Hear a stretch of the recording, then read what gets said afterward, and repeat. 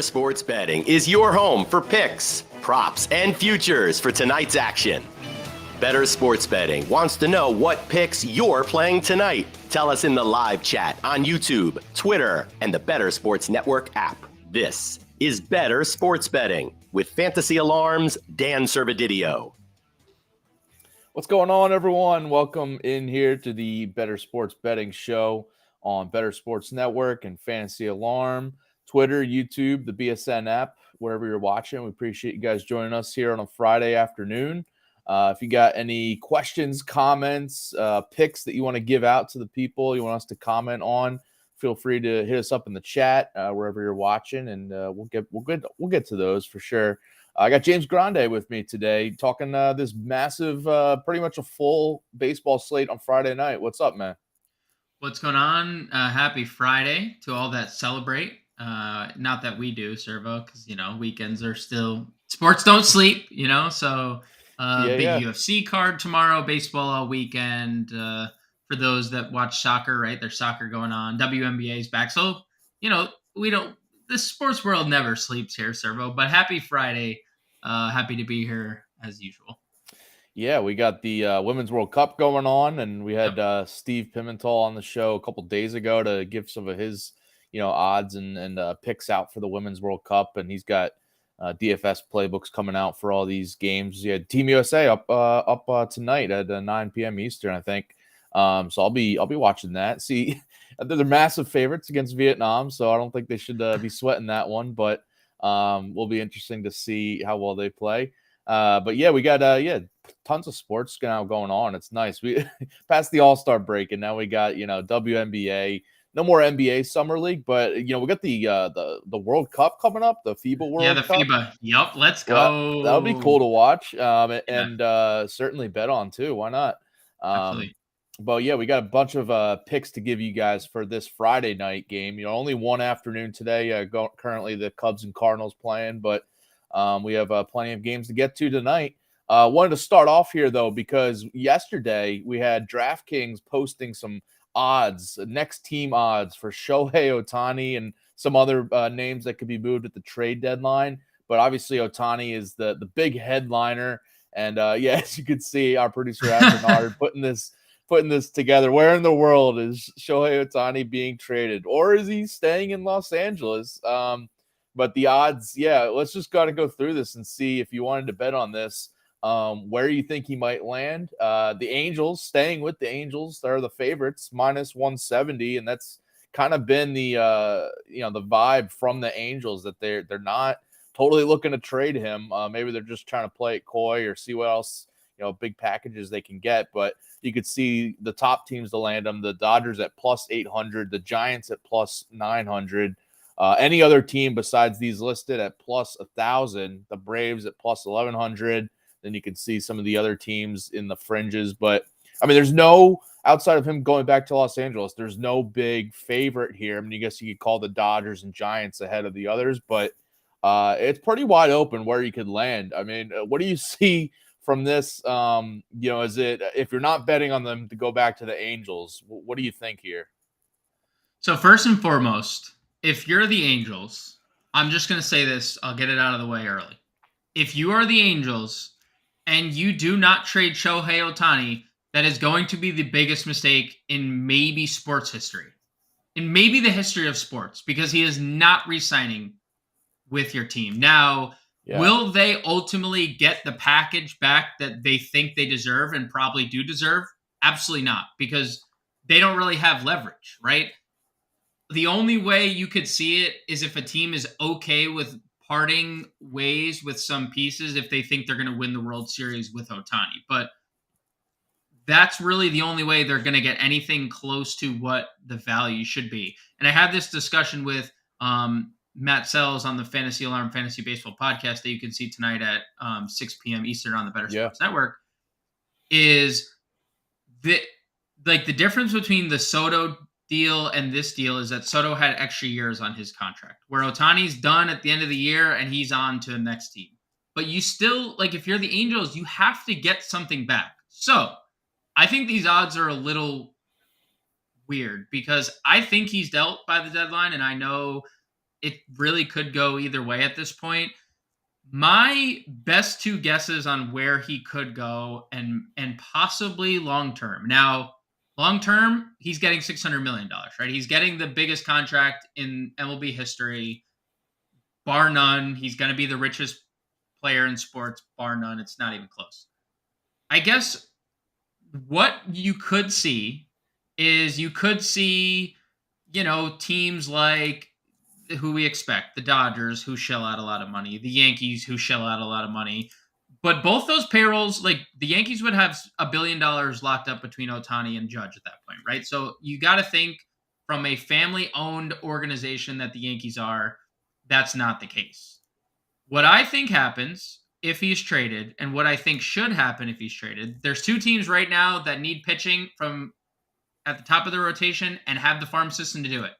Baltimore and Arizona would be the two teams that I would say go all in on Shohei Ohtani.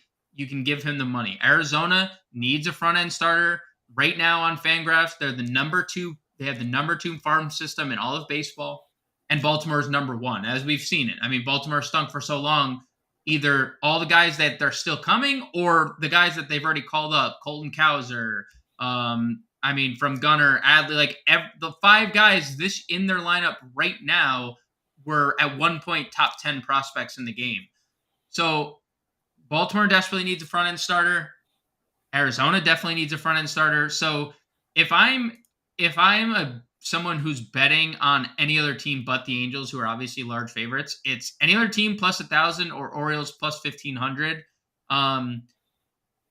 That's if you guarantee that you get Ohtani long term, right? Because you're not going to trade these packages for him long term. If I were to guess, like short term, I'm going for a World Series, then sure, it's Atlanta, it's the Dodgers, I don't even think the Yankees are good enough to win the World Series with Ohtani. So my guess would be Dodgers and Braves in that instance. But long term, dude, the Orioles and the Diamondbacks have what it takes to get him into, if you talk about like prospect packages. So I think he's dealt.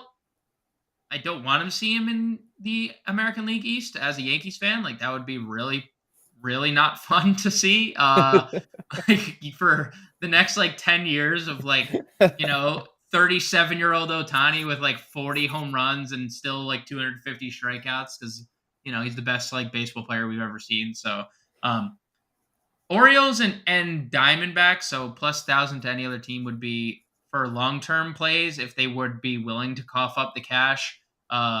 Dodgers for the short term, I think obviously makes sense at plus 8. Yeah, the Dodgers just have they definitely need pitching too. They need I assume they are going to trade whether it's not Ohtani, they're going to trade for a pitcher with Jack Flaherty's been in the mix, other guys. So I think that's why, and he's probably the Dodgers are probably the favorites to sign him after the season, no matter where he goes. So that's rightfully they are the favorites to outside of the Angels to get him after the trade deadline. I like your call with the Orioles though, because they are a team they're in prime position now to just go for it this year. And they have, if you mentioned Matt Sells, you talking with Sells on the podcast. He's got an article up that just went up today about the top prospects that could be traded in a Shohei Ohtani deal. So go to the fantasyarm.com to read that article. He goes through all the contending teams, the sleeper teams to watch out for that have deep farm systems. And the Orioles, they're a contender, believe it or not, this year. They are atop the AL East right now. And they have a very deep farm system from being bad for a number of years before this. And, we've seen them call up some of their top guys already this year and last year, Jordan Westburg, Colton Cowser. Don't know if they'd, those would be top guys, if the Angels really wanted to reload with some of the top prospects. But the Orioles have a bunch of people, even in the minors, top prospects in the farm system that they'd be able to put a, probably one of the better packages out there, trade packages for any, for the Angels to be interested in, compared to the Dodgers, who've already traded a lot of their top prospects in recent years. They still have some, but the Orioles, I think, would be able to offer a lot more So I like your call with the Orioles and yeah, any other team, betting on any other team besides all those listed. Yep. I mean, because a lot of them listed are, in a playoff spot right now or in the wild card hunt. But you look at some of the teams that aren't there, and you mentioned the Diamondbacks being in that wild card hunt that could be looking to add a starting pitcher and even a great bat for the offense, obviously. The other team that I'm looking at, and they're kind of set, that they've been dominating all year, is the Rangers. The Rangers are in a position, if they just really want to sell out, go for this, who knows if the Angels will trade him to a division rival in the Rangers. But I think the Rangers, if they kind of put together a great offer, and all of a sudden they have, just a loaded offense, obviously. They already have a great offense, but putting Ohtani in there would make it just elite. And obviously a great starting pitcher to their rotation that's already good too. They're kind of the sleeper team that isn't really listed in the odds, but I would take a chance that they might be a team to go out for them. Because I feel like they're going to be in the market just to maybe add a piece or two, because they're in a prime spot to go get this World Series this year. Because they haven't been there in recent years, but they got the offense to do it, and I think maybe they're looking for a pitcher, and Ohtani could be the difference. So yeah, the any other team though, yeah, the Diamondbacks and Rangers would be the two. Even like the Reds, another team that now they've fallen back a little bit in that NL Central division, but still in the wild card race, and they could still win the division too. Especially if they add a guy like Ohtani, and their team also, similar to the D-backs, where their starting pitching is not that strong. They have the offense right now, but their pitching rotation could use some work. So the Rangers are interesting, dude. I didn't really.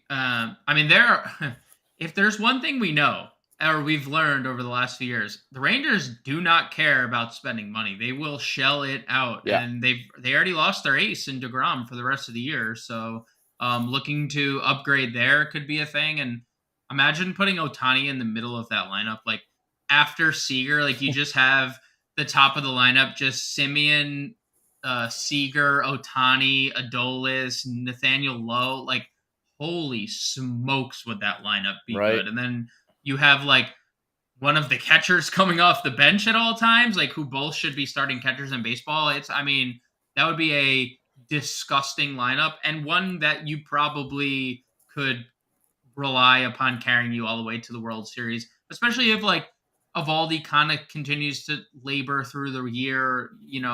The top of the rotation would be good too. You have going into a postseason with Ohtani and Eovaldi at the top is a pretty good 1-2 punch. So yeah, it's a good one. And again, they'll ship out $600 million. They don't care. I will say there's teams I wouldn't bet on. When you look back at the odds, if our producer Adam Bernard can flip those odds back up on the screen, because I wouldn't bet on the Braves at plus 1100. I just don't think, like, they're very much set right now in pitching and in the offense. Similar to the Rangers, I guess, but I just don't see them making that splash for him. And I wouldn't bet on the Rays. I just think they are fine with what they have. I know maybe they've taken a step back over the last month, but I feel like they don't really need to go grab a star. They've never been that team to go get a star, whether it's free agency or trade. So I would kind of cross off the Rays, and then like the Red Sox. I know maybe they want to sign him, but they're slipping. It's like the Yankees and Red Sox kind of slipping in the AL wildcard race right now. Obviously, it's only a few games, but the Red Sox are kind of the ones that I think they might be sellers rather than buyers at the deadline. So, those are some of the teams I wouldn't bet on. So the Rays, for sure, I just looked up their payroll. Their payroll this year is $80 million. That might be what Ohtani makes next year alone. Like he might he might just get 80 million next year. So I think the Braves. So I'll disagree a little bit. I think what the Braves could use, honestly, is a starter, because Morton is good, but he's 40 years old. Strider is obviously great, but we saw again yesterday, great for 6 innings, and then he goes out for the 7th with only 2 pitches, which is still the case. He's still throwing just 2 pitches, Yeah. back-to-back home runs, and it's 4 runs after looking magical for 6. Fried's been hurt all year. Kyle Wright's been hurt all year. That's a guy that won 20 games for them that has been, they relied upon. Michael Soroka has 1 good year in his ledger, and Bryce Elder has vastly regressed over this last month and a half. I think if there is one flaw with the Braves, their bullpen's great. Their lineup is obviously all worldly. I do think they could use a starter. Now, is it Shohei Ohtani? Probably not. I think it's if they were to go get a front end starter, it's like a Snell or a Stroman or someone of that next ilk. Who, to be fair, not next ilk in terms of pitching, just next ilk of player, I guess, because Ohtani's that much better all around. But I would never put it past the Braves finagling a deal, being like, hey, look at all these players that we've developed. You don't think that these X amount of players could be them? And then because they've done it over and over. It's developed Acuna, gave him a deal where he's vastly underpaid. They did it with Albies. They did it with Riley. They've done it with everyone in their lineup, right? And every pitcher too. Fried's underpaid, and they get him on these long deals. So I do think the Braves could. I mean, the Rays, no. They can. There's no shot. I do think the Rays do need a starter as well, because another team that has half their, if not all, their starters on the IL, they're. Yeah, I said it yesterday with when we were giving out picks. There's just so many. There's just so many games where the Rays can only do the opener and bullpen game. It's just the amount of actual trustworthy starters they have at this point, and even Glass now is not totally trustworthy. Right.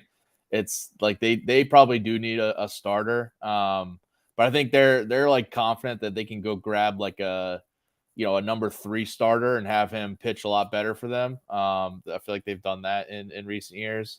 But I like your point with the Braves, because the Braves could even, I don't know if they'll do this, but I wouldn't rule out them trading one of those injured starters you mentioned, like Fried, right, or Wright. If the Angels really want a starter for next year and beyond, to replace Ohtani, then they could ask for one of those, and the Braves would probably be happy to do it because they've been getting by without them this year. So that would be interesting. By the way, our producer, Adam Bernard, I want to bring him in here because he had a little comment about the Giants. We haven't even talked about the Giants, but they're plus 900. So what's your point about the Giants here for the people? I'm no baseball expert by any means, but I will say this. I live in the North Bay, in the Bay Area in California. The Giants fan base was so hungry for Aaron Judge last year, and they didn't get him. Arson Judge. That's right, because they did have Arson Judge there for a second, and then they lost him too. I mean, that sucks. They lost him too. I know that sucks. That stinks. But and if the Dodgers really are the favorites to have him long term, which they are, he doesn't have to move. He could stay in LA, all that stuff. The Giants are right up the coast. They could stick it to a division rival. The Giants are a good team, but an Ohtani can certainly put them in the upper echelon of the NL. I could see that being a long-term home for him, and it's an hour flight from Los Angeles, so it's not moving far. Yeah, the Giants could also use a starting pitcher and a good bat too for that lineup. So that would be 2 birds with 1 stone right away. So they plus 900, not bad either. Then I guess, it's pretty wide open though. I kind of see him staying with the Angels because I feel like they're going to be. Oh, it's going to hurt so bad. Yeah, I feel like they're going to be so stubborn about this, and it's going to be like, dude, what the heck? I mean, their ownership, they have horrible ownership. They're never you can't say that they're the Snyder level of ownership. That that's creme de la creme worst ownership of all time. But we're not far behind. Obviously the Snyders had their own issues with scandals away from just being an owner, but in terms of just ownership, the Angels don't. The Pujols contract, the Rendon contract, they never got any pitching help. I mean, they at all. What's the last good pitcher you can remember them signing? I mean, they've done this over and over again. So Does it shock me to see the Angels screw this one up and just lose him for nothing? It would. It would. But like the Giants are interesting because they do have some top tier prospects. Kyle Harrison's their top prospect. He's a lefty pitcher. Everyone likes lefty starters. We've seen Casey Schmidt be really good at the major league level. And now he's really struggling, but he's a good middle infielder. Like they definitely have Luis Matos, and they built this team with the idea that Aaron Judge was going to be in the middle of that lineup. Like they went and signed Haniger, they went and signed Conforto, they went in, they brought in pieces everywhere, and they were like, well, this is going to work, and our lineup's going to be very deep because we're going to have Aaron Judge in the middle of it, and then they didn't. But all things can be made whole again with the Ohtani thing. The Ohtani trade, I get it why he's pretty good odds. They have a good package for him. It makes sense. They need to bat and whatnot, but I don't know. Does he want to live in San Francisco? That's like ultimately the thing too. Like he can just say like, yeah, I'll go play here for half a year, but I'm not signing with you. Right. Yeah. That's the crappy part about any team trading for him. If he wants to does he want to go to Tampa? Does he want to go to Baltimore? I mean, what do you think he knows about Baltimore? What does he think what does he know about all these states? He's like, I live in South California. Like, why would I not want to just live in California all the time? So, yeah. Who knows? This is obviously one of the biggest trades we're ever going to see happen. If it does happen, I hope he does go to not the Dodgers. No offense said like the Dodgers, but like, let's let everyone else get a piece of like some fun, Yeah, and every year they make a trade to land a big name, so I wouldn't be surprised if they did it for Ohtani here. Dude, they have the pieces too, and they have the pieces. Like they have top pitching prospects. We've seen 3 of them already: Bobby Miller, Emmett Shaheen. Like we've seen all of them. They have Michael Busch, the left-handed infield bat. Like they could get Ohtani if they wanted to, because we know they have the salary to spend because they don't have a limit on what they spend. So. That would be unfortunate for the rest of the league, but Betts, Ohtani. I mean, I was talking about the Rangers lineup. Betts, Ohtani, Freeman at the top. I mean, that'd be unfair. Yeah, and then you got JD Martinez, Muncy, Will Smith right there. What is JD Martinez hitting 7th every day? Like, I mean, what are we doing, dude? So gun to your head, Servo. You think Angels are the best bet, -170? I mean, obviously, that's what Vegas. I mean, the odds are obviously telling us Angels, but like, gun to your head, he's not moved at the deadline. Right now, yeah. Unfortunately, I do think it'll be interesting to see how these odds change once we get into the next week. If the Angels, look for like a little fringe move, if they trade, someone, either pitcher or hitter to someone that's not Ohtani, we could see like that might be the beginning of like, all right, now they're going to trade him because they still think they're in the mix, I guess, but I think within the next week they're going to have to make that decision. And if we see one fringe move, it could be leading to that. So yeah, I mean, I'd probably go Angels, and I'm not going to bet on it -170, but I think there's a reason he's that much of a favorite to go back to the Angels. All right. Well, speaking of Ohtani here, because we got to shift gears to our best bets for tonight, our betting picks for tonight. And I know one of your picks for tonight is Ohtani based. So what do you got? Yeah, Shohei Ohtani over half a walk, and it's at plus money. And I think this is free. If you look at what's happening with just around baseball, no one's pitching to the guy. He walked 4 times. The last time we saw him at the Dish 2 days ago against the Yankees, he's now walked in 5 straight games. And I've actually attacked this Johan Oviedo prop a couple times with the walks because he has lacked control all year long. Even in a game Oviedo has last time out 7 innings, 1 run, 10 strikeouts, right? Looked dominant against the Giants. 3 walks. He has now walked double-digit opponents in 3 straight games. He walks a lot of people per inning, and he especially struggles against lefty bats. 4 walks per 9 innings, 4.3 walks per 9 innings. That's a 10.8% walk rate against left-handed bats, which is abysmal. And that's really where he struggled. Now you get arguably the best lefty bat in the game, at least at current form, the best lefty bat in the game. Ohtani's going to walk for the 6th straight game. It might come in his first at bat. Like, they might just say, all right, dude, get down to, just get down to first. Like, we'll just deal with the rest of the lineup, because it makes sense. You take Mike Trout out of the lineup. Yeah.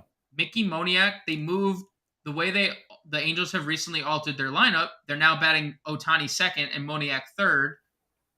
You know, Moniak is a good baseball player, at least, you know, former number 1 overall pick, but he strikes out a lot. And I know he's hitting 330 and he's been great, but he does strike out a lot and hasn't proven it until this year. Oh yeah, first overall pick of the Phillies. Sorry, we brought this up before. Sorry, dark times. Anyways, I think Ohtani gets this done nice and early, and even the Pittsburgh bullpen is, you know, obviously subpar. So I'm going over a half a walk for Ohtani at plus money. I kind of like it. I think this is easy money. Yeah. Your explanation of, like, you know, just why not walk him and deal with Moniak or others, because I'd rather face Moniak than Ohtani, for sure. So yeah, I think so. It's interesting when you put this on the sheet. I just kind of glanced at it. I thought this was going to be a pitcher prop for him, like over a half a walk, and I was like, wow, plus money for that, because he walks some guys when he pitches. Yeah, he sure does. He sure does. I looked at 1.5 on DraftKings and juice to the over there. So you're saying, I guess he's going to have more walks allowed at the dish. Than walks at the dish. Maybe not if yours cashes and he draws a couple walks here. All right, my best bet for tonight. I'm going with the Texas Rangers money line. We're just talking about them as a possible Ohtani landing spot, but I like them to win here against the Dodgers at home. Fading Tony Gonsolin, you know, has been kind of profitable for me. You know, after his hot start, it's been pretty profitable over the last month or so, and he's still kind of taking a step back. He's still going to see some regression, I think. A 4.88 expected ERA compared to his 3.72 ERA. His K rate and whiff rates are, you know, bottom tier of MLB starters this season. Just taking a big step back from last year, his really good season last year. And I don't think, you know, all these stats just doesn't bode well on the road against this Rangers offense, just hammering right-handed pitching all season long. Since the All-Star break, they have a 378 WOBA, a 225 ISO against right-handed pitching. And they're also on a 6-game winning streak since the All-Star break, and still at home. They've been at home, and they're still at home here tonight against the Dodgers. And the Dodgers now on their 3rd straight road series since the All-Star break. So maybe some weary legs there. But even so, you know, I'm kind of banking on Andrew Heaney having another good outing here. He's been very up and down, and it's prone to a blow-up anytime out. But he's going to have a scoreless appearance last start against Cleveland. Had a scoreless appearance 2 starts ago at home too. So I think he can have a little bit of success here, do just enough, and the Rangers offense will give him plenty of run support.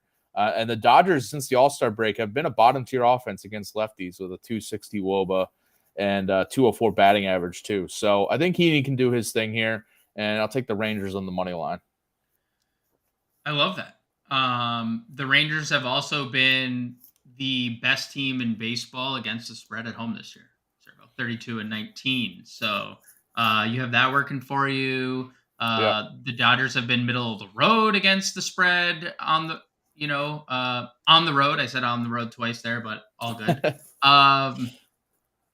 And that offense is, God, it's so good. Imagine Ohtani. Yeah. I just can't imagine. I can't stop imagining Ohtani dropped in the middle of it. Seeing that graphic with the Rangers logo and Ohtani is a little tilting. Oh my God. I love that. And the Gonsolin, the point you before, I'm sorry, the point of Gonsolin is a great point, because he has been struggling. The strikeouts have been down, and like 3.7 ERA is pretty good. Those peripheral numbers are going to catch up to him very soon, like sooner rather than later. I think they catch up to him here. I love that. If you go look at his StatCast page, by the way, it's a lot of blue, which if you know StatCast pages and stuff, you want to see more red than blue. And there's just minimal red there. So, but yeah, I mentioned his like lower strikeout rate, whiff rate, and all that. I think it catches up to him, as it has the last few starts for him. But I think especially on the road against the Rangers. I wanted to throw one out since we were just talking about Ohtani, and I'm backing him as a pitcher tonight too. So I'll throw this pick out here. The Pittsburgh Pirates team total in the first 7 innings under 2.5, minus 145 on DraftKings. It's very heavy juice there, but I'm still liking this. I think Ohtani's going to do his thing on the mound. He's strong at home this year. 2.74 home ERA. 6 of his 10 home starts, he's allowed 2 runs or fewer. And so this kind of prop is suggesting that he's going to pitch 7 innings here, hopefully, and keep the Pirates under 3 runs, so 2 runs or fewer. The Pirates have been bad against righties all season long. And since the All-Star break, they're still among the worst offenses and the worst in a few categories. 245 WOBA, 197 batting average, a 50 WRC plus against righties. And I'm looking for Ohtani to bounce back at home here on the mound, because in his last 2 starts, he's had some bad outings, some subpar outings against the Padres and Astros, but obviously a lot tougher offenses than the Pirates. So I like Ohtani to you're banking on his offense here to draw a walk, and I'm hoping he limits the Pirates scoring. Yeah, I think both pretty safe bets. I think we're going to have another Shohei Ohtani day here, Dan. Yeah. Just feels inevitable that the especially Pirates with all the trade dedeadline like heating up. I feel like he's going to go out there and toss a gem.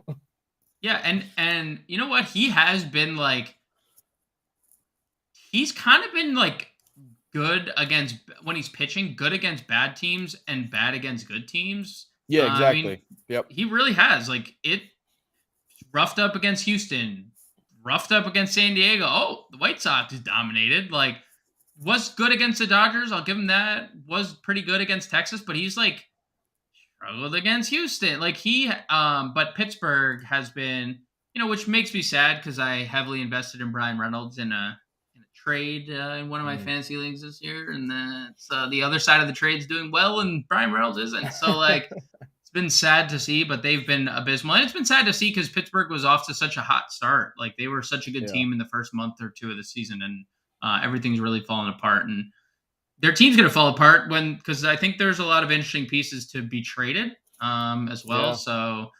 I back that Ohtani play. I don't think they're going to score many runs at all, even in the entire game. I don't know what their team total is. I looked at that too. It's 3.5. So you could look at the overall team total. I could see Ohtani going 7 strong, and then the Pirates maybe getting a run or 2 in the 8th innings, 9th innings. So yeah, if he, I mean, we've seen this before. Like, he loses 2-1 games. Like, if he doesn't do it all himself, they again back to the Angels management, just like not putting a good team around them. So yeah. What else you got tonight? Yeah, so I'm looking to target your Phillies here with Gavin Williams over 4.5 strikeouts, minus 150 over on DraftKings. And it's not to say that the Phillies offense isn't dangerous, because they are. They have been pretty good, especially since the start of July. 760 team OPS. That's in the top 10 in baseball. Bryce Harper playing first base tonight, making his debut there. Like, it's very interesting times. He's not taking the bat off his shoulders sometimes. Like, there's been a lot going on in Philadelphia lately. But one of the things going on in Philadelphia has been the strikeout rate. And they've actually struck out a good amount against righties all year. It's been over 23%. They've been in the top half of the league in that category. But since July 1st, it's actually gone up a full percentage, up to 24.2% since the month started. And that's obviously before and after the All-Star break. And Gavin Williams is a guy who can miss bats at a pretty solid clip. Like, has he done this consistently? No, but he's a good prospect. We're getting the pitch count deep into games. We've seen twice he's gone for 7 and 6 strikeouts. Now, granted, both those games against Kansas City, I understand. But Philadelphia has a strikeout rate rivaling Kansas City. And anytime you say that, That's not good. Like Kansas City's been a team that we've targeted now. Obviously, again, Philly's offense overall is better. Just they're a better team. Like there's undoubtedly that is the case. But Gavin Williams, long history in the minor leagues of being a strikeout arm. He's flashed it a couple times at the major league level, going up against a team in Philadelphia that struck out a whole bunch against righties this month. I'm going to take the over 4.5 strikeouts for Gavin Williams today against your Phillies. Yeah, I can't blame you doing that at all, because I've seen the Phillies strike out a ton against young pitchers like Williams that they haven't seen before, and also against some vets like Corbin Burns lit them up the other day. They strike out a lot more often than like their overall numbers say. They still score runs, they win games, but they're still striking out a lot. So getting that 4.5 isn't bad. Well, my pick is going against, I guess, a little bit of that. I'm going with the Phillies money line here. Williams, so he could get his strikeouts, but he also has a 5.60 ERA at home this year. So that worries me here. With the Phillies, you mentioned some of their strong numbers in July, and against righties in July, they have a 325 WOBA and a 188 ISO. Some good numbers there. And it's mostly, though, I'm looking at Ranger Suarez, a really impressive 2.39 ERA on the road compared to a 5.64 ERA at home. Some night and day splits there. So he's on the road here, and the Guardians are in the worst end of their season-long splits. They've been better against righties than lefties this season and in the month of July. And they're kind of a below-average offense versus lefties this month and since the All-Star break. So I think Suarez can do a lot here. And the Phillies, you kind of look back at their, before the All-Star break, just this past month plus on the road, in their last 18 road games, they're 15-3. Just straight up. Yeah, a lot of their losses, strangely enough, have come at home rather than on the road lately. So I think on the road here, they're going to get the win. So I like the Phillies money line. It was minus 118 on FanDuel.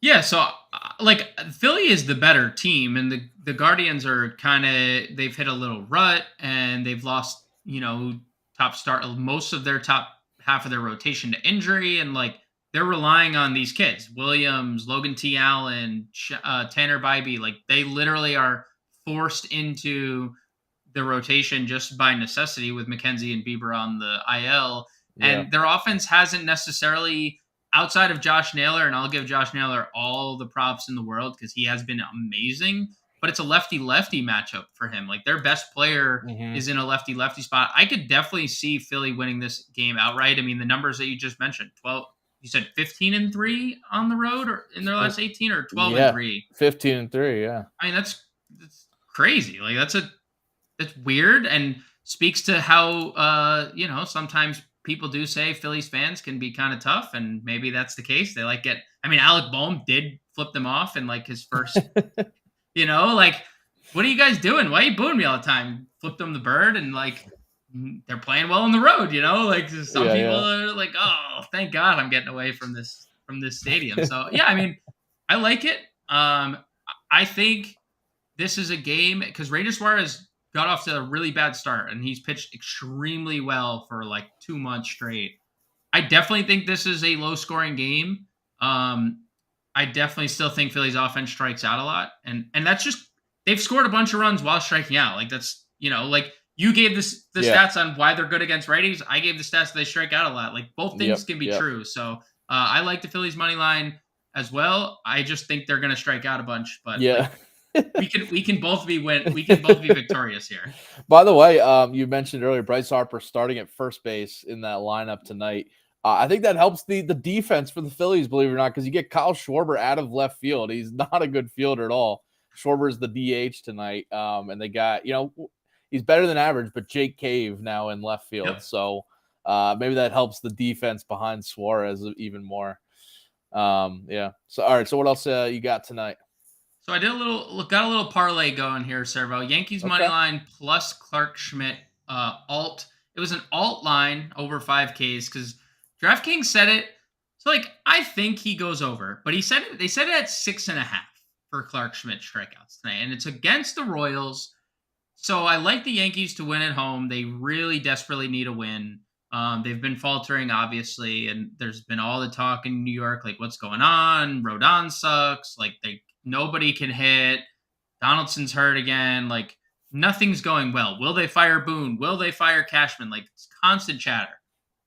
Thank goodness the Royals come to town for the Yankees' sake, because on the road this year, the Royals are 13-34. Only worse team on the road this year is the Oakland Athletics. And anytime you're in air with the Oakland Athletics, like that's concerning, right? Because there could historically be the worst team we've ever seen. So like that's concerning. Against the spread, they've been terrible all year. They're the worst team on the road against the spread this year, 18-29. They are 30th against right-handed pitching. They're 30th in WOBA. 30th in WOBA, 29th in OPS, and they're top 5 in strikeout rate. And that's where I bring in the Clark Schmidt strikeouts to finish the parlay out, where it's pretty good odds. Clark Schmidt has for where he struggled against lefty bats this year, because that's been where his biggest struggle has been. Thankfully, the Royals don't really have much to offer him on that side of the plate.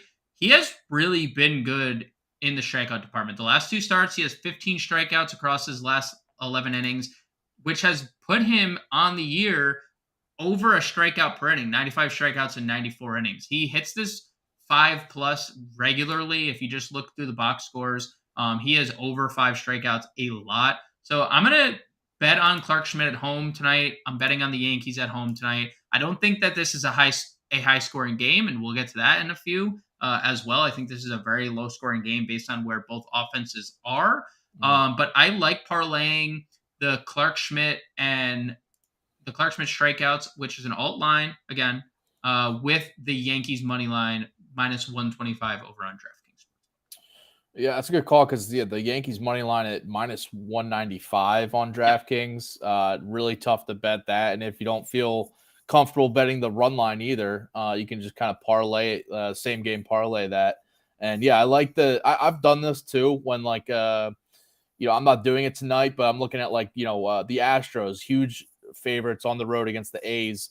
And if you like Valdez's strikeouts, but you don't think, I think it's at like 7.5. Yeah, I think tonight. it's 7.5. Yeah, it's 7.5 less. So like if you think you get 5+ or 6+, I like that little same game parlay too, if you want to do something like that. But yeah, I like that strategy of it. It's let's see. Yeah. Oh, I had outs. 6.5 I'm seeing for Valdez actually. But yeah, like just that kind of vibe. Parlaying the strikeouts with the money line if you think the pitcher has a big part of it, but you don't want to pay the big price for the money line or the run line. So I like that strategy. You want to go through your stay on this game and go through your other pick for it? Yeah, sure. I'm going with the under in this game, 8.5 runs. Both offenses are abysmal. Like the Yankees offense is not getting any better, even since hiring Sean Casey as their offensive coordinator. And they faced an interesting guy in Alec Marsh, who, after struggling against the Dodgers, has really figured it out his last 2 starts. And this is a guy who went 2-16 in the minors last year. And I've pointed that out a bunch on every show I've been. Like, he hasn't been a good pitcher. And then he was. He was good at AAA this year before the call-up. And now he's gone back-to-back starts in which he's allowed 2 earned runs. He's pitching deep into games, 11 strikeouts against Tampa Bay. And I already mentioned I like Schmidt. I mean, these are the 2 of the bottom 2 teams in baseball in terms of offense against the handedness that they're facing tonight.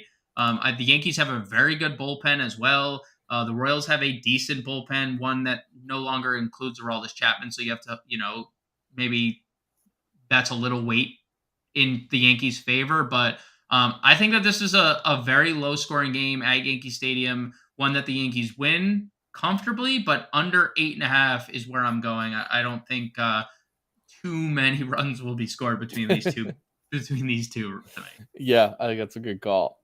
All right, I'm gonna go. I got some player props I'll run through. Going with Kyle Bradish over 5.5 strikeouts. He's been really good lately. 187 ERA over his last 7 starts. And his strikeouts have been there. He started the year a little bit slower in the strikeout department, but he's picked it up a lot lately. 7+ strikeouts in 4 of his last 5 starts. averaging 6.4 strikeouts per outing since the start of June with that strong ERA I mentioned. And the fading the Rays offense has been a profitable thing lately because they're a little overvalued after starting out so hot. But over the month of July, 26% strikeout rate against righties, just a 289 WOBA, 219 batting average as well. And Bradish, he struck out 8 against the Rays on the road back on June 20th. So that's a good vibe here. And he's also had some, a higher K rate on the road this season than at home. So that's also encouraging in this matchup, on the road here in Tampa Bay, this marquee AL East matchup. But I think I like the over on his 5.5 strikeouts. I feel like it's a strikeout too low here. Yeah, he's been really good in the strikeout department. I think they've had a couple guys be really good in the strikeout department consistently. Yeah. And you're right. Like the Rays, Kyle Gibson ran through him yesterday. So Kyle Gibson could do it. Anybody could do it. All right. And then, all right. So I got 2 picks in the same game here. I'm going with the Twins and the White Sox. First of all, have you seen how hot Edouard Julien is right now? Dude, he's good. He's good. I love this kid. He's on fire. So I'm going with the over on his hits, runs, RBIs prop, over 1.5 on DraftKings. He's got he's hitting 500 this month, 1550 OPS. Is that good? Yeah, it's pretty good. It's pretty good. So. He's on an 8-game hitting streak, has 5 homers this month. And he's got Lance Lynn tonight, who's been very shaky. 6.06 ERA, a 143 WHIP, allowing a 337 batting average to lefties, and Julien is hitting 333 against righties this season. So I think the over on his hits, runs, RBIs. He's hitting second in that Twins lineup and has been since he caught fire. So I like the lefty on righty matchup for him to get the over there. And then in the same game, same matchup, I guess. I'm going with Lance Lynn over his strikeouts. I feel like both these things can happen. But 7.5 strikeouts is it's actually moved a little bit, but it was plus 105 on DraftKings earlier. And he's got this Twins lineup that their last 2 games against the Mariners, George Kirby had 10 strikeouts, Luis Castillo had 11 strikeouts. Lynn has been, I just mentioned he's been very shaky, bad ERA this year, bad WHIP, but his strikeouts have been there. He's striking guys out.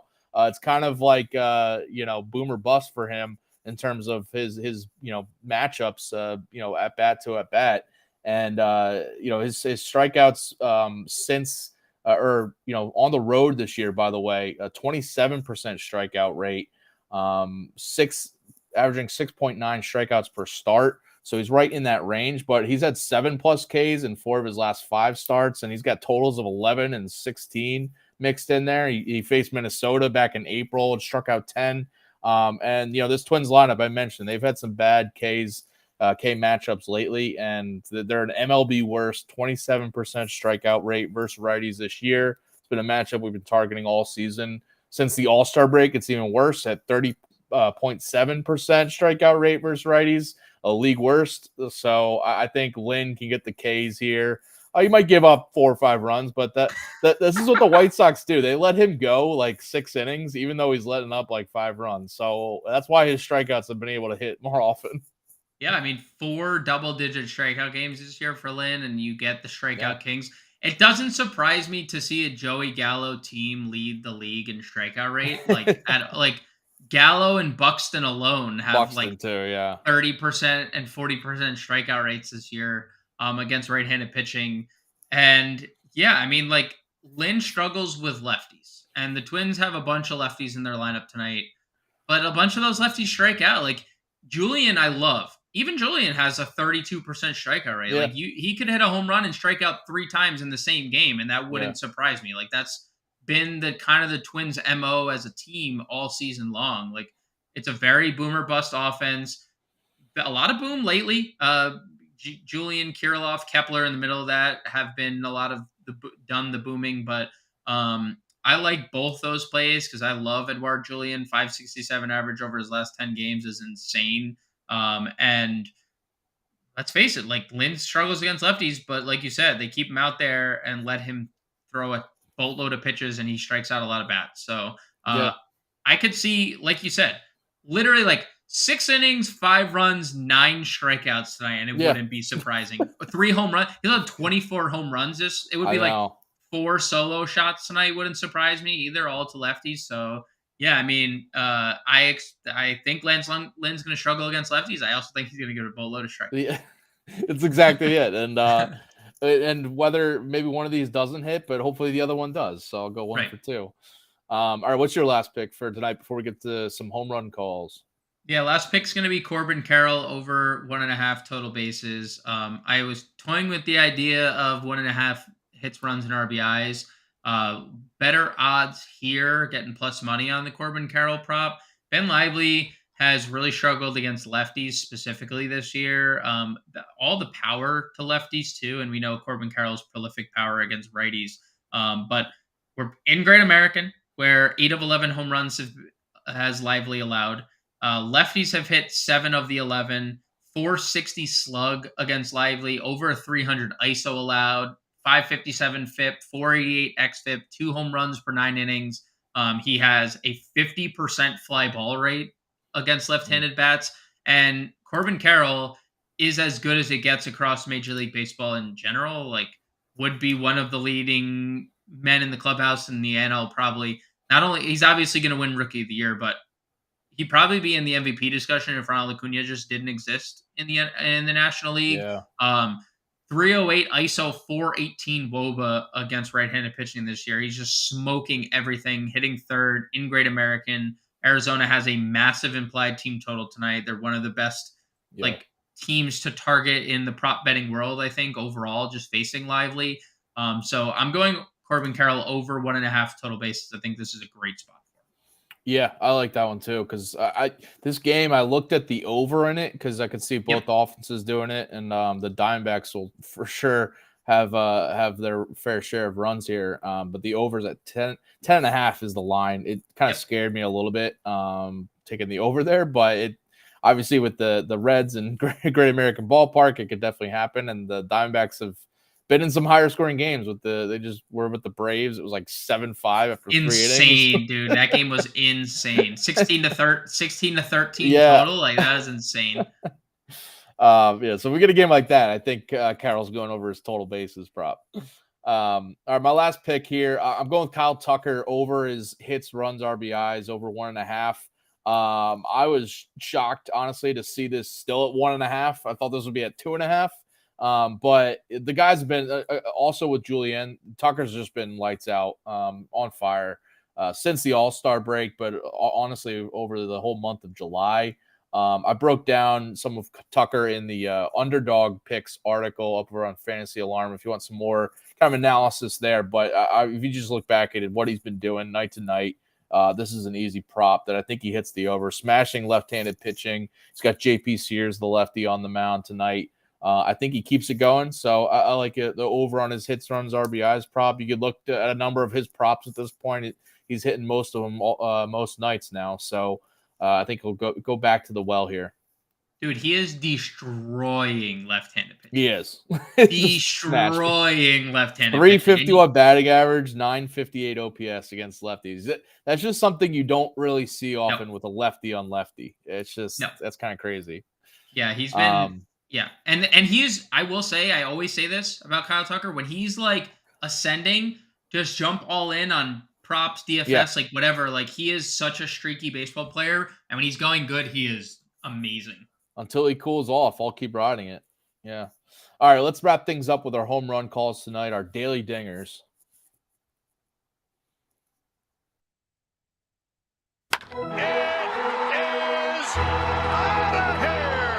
That's a dinger. All right, who you got going deep tonight? Now that's a dinger. So I'm going to go with Teoscar Hernandez plus 300 over on DraftKings Sportsbook. One of the better odds today outside of like your typical star power that led group. And the reason is Teoscar Hernandez faces Yusei Kikuchi. Yusei Kikuchi, I say a bunch of home runs tonight, right? Look, the thing... Thank you, Adam. Thank you. I nailed that one. I nailed it. I nailed it. I don't care what anyone says. If we get that That sound, that means I nailed it. Okay, we nailed it. We know Kikuchi as a home run allower and a fly ball allower. This year, he's taken it to another level. 42% fly ball rate on the year. That's 5% higher than it was last year. That's 12%. It was 12% higher than it was 2 years ago when he was a Mariner.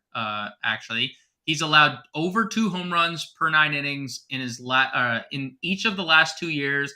It's been this way kind of since he touched down in the major leagues. And he faces off Teoscar Hernandez, who has a 286 ISO against lefties. And ISO is just for, the premise behind it is just basically power, like your power against a handedness. 286 this year. Last year, Servo, 419 isolated power. So we're now back-to-back years of elite numbers. And when you look at Kikuchi, along with the fly ball rate, along with the home runs, where he's, a lot of home runs in Seattle to begin with. It's not the best hitters environment. 273 ISO allowed to lefties this year, 213 to righties. Teoscar Hernandez going yard. He's done this a lot against left-handed pitching. Plus 300 is some pretty good odds over on DraftKings. Nice. I'm going with Edouard Julien again. Plus 600 on DraftKings. I was shocked to see this because I mentioned he's on fire right now. He's got 5 homers this month. He's been hitting, left and right. He's hitting lefty, but left and right. And he's got Lance Lynn. We were talking about him earlier. Allowed 24 homers this year in his 19 starts. 17 of his 24 have come against left-handed hitters, allowing a 337 batting average to lefties. And Julien, all 9 of his home runs this season have come against righties. So I think he's going deep again here. He didn't go deep last night, so he's due because he's been this hot lately. So I think he's getting back there tonight. So I'll take the plus 600 odds. I'll take that. Doesn't homer one night. He's due. He's due. That's like like Ohtani. Right. True. Most nights, right? It's like, oh, he didn't homer last night or the last 2 games. He's got to be going deep tonight. Yeah, I mean. So those are all of our MLB picks. We got to get out of here, but stay tuned at 5:00 Eastern here. Coming up on Bettor Sports Network, we have the Quick Pitch MLB DFS live show with John and Pemba and James Grande pulling double duty here. You're sticking around for another hour. Love that. And then the Alarm Fantasy Baseball podcast with Matt Sells and Colby Conway. And then 7 p.m. Eastern, it's Campus to Canton with Felix, Chris, and Matt. And those guys. So stay tuned for some baseball content, some football content. And we'll be back on Monday, 4:00 Eastern, as we do every weekday here on Bettor Sports Betting. And we'll be talking some more baseball picks and NFL futures, all that good stuff next week. So come back with us. James, awesome stuff, man. Good luck with the MLB DFS show. And good luck, everyone, with your picks tonight. And we'll see you later.